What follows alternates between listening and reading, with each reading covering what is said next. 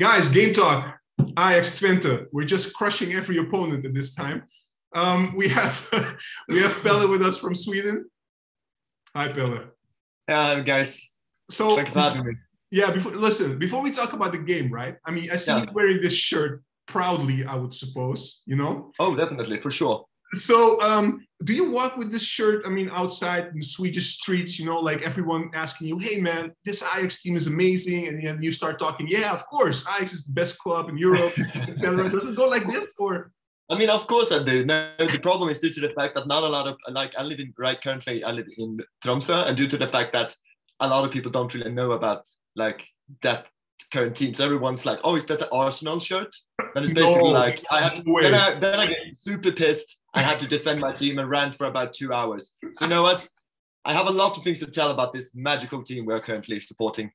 All right. So it helps if we perform well in the Champions League. Maybe they will recognize it then. Oh, definitely. I mean, after 18, 19, definitely. I think everyone got a confidence boost there. So everyone knows more after that. If we can do that again, I bet we'll be a stable club internationally as well. Yeah, there's a good chance we might. I mean, this team is steamrolling right now. I mean, picking up form. You know, a lot of form, basically, and every player is really doing his thing. I mean, there are no weaknesses almost in this team. How do you view this, and how do you see today's performance? I mean, that's kind of perfect. The only trouble really is the fact that, you know, it gives Ten Hag a problem of, you know, who you should play in what position. As we saw today, for example, Berkus has really been excellent at playing at 8. It's been incredible, and which probably should scare Grafenbach a little bit. But due to the fact that, as we saw when Grafenberg came on as well, everything is kind of, you know, blended, and the team effort was really, really strong. And so, I mean, I don't even know. It's a fantastic problem to have too many good players and to try to, you know, substitute everyone to give them the right playing time. Yeah. Look, I want to ask you this question, right? I mean, this is a little bit of a discussion coming up. You know, at the beginning of the season, when we had all these players and we knew what kind of squad we had, we already talked about, oh, this squad might be the most depth we've had ever. Yeah. Debatable, but still. I mean, if you look at the players that we have on the bench and we can bring in and substitute and these kind of things, it seems like it's coming out right now, this prophecy, you know, like these last few weeks, everybody that comes in, basically, if I talk about Schuurs, if I talk about Klaassen, he started today, let's say Gravenberch was on the bench today, he came in. We have Kudus, who kind of, you know, like he has to pick his form, but maybe in the latter stages, he will be important as well for us. You see Taylor coming in last time, getting his goal as well. There are so many players, you know, picking up that same, you know, like level and just going with it, together with the starting 11. Is this the main difference, you think, compared to the 18-19 season? I have to make that comparison, but that might give us an edge. That's my question. Yeah, I mean, probably. I mean, one of the key reasons we're having right now, which I'm seeing more and more people discussing, is the fact that now we have more, you know, first of all, we have a really good options to rotate. The second of all is due to the fact that, you know, our center back and like a holy trinity, I would want to call it, like between them and Alvarez.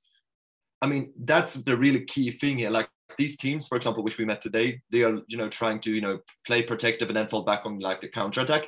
But with like Alvarez and Martinez and Timber also, you know, you don't have that opportunity. And that's what we're seeing. Like, I mean, 106 goals and like 10, something like that, only 10 let in. I mean, that is amazing. And I do believe that is one key as well. But as you're saying, definitely, you know, that kind of strength on both on and off the bench, I would say it's one of our key, like, best things we're having right now, like in comparison to that year.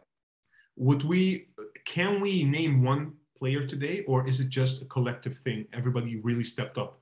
That's the thing, right? I really had a trouble like naming my man of the match today. It was really, I wanted to go a cop out and be like, I know it's the team of the match. Basically, everyone did exactly what they were supposed to do, and you know the interaction was great.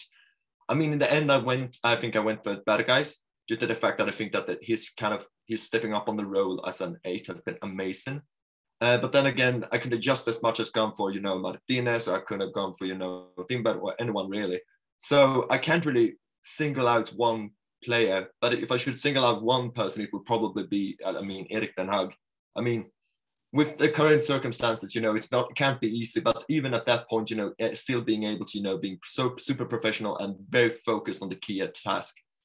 I think that is, key at hand, that is truly amazing. So probably he's not a player, but that would, Erik ten Hag is my man of the match. All right. Perfect. Listen, last question that I have, right? If we look at the team today and how we performed, I also mentioned this earlier to Ajax. It could have been 8 or 9, and we're talking about a team that is 4th in the league. It's not the easiest team to play against. Do you think we're just on if we click, right? If everything goes well, do you think there's anything that can stop us this season in the eredivisie? That's the thing, right? The only thing we really have to fear is the fact that when we're going into the games, we don't really know what quality the boys will bring. That is the only thing really, because you see when everything's clicking, we can play. Today was probably the first time in a long time I saw us playing that well, in the box with small spaces. That's usually not Ajax, that is not our specialty.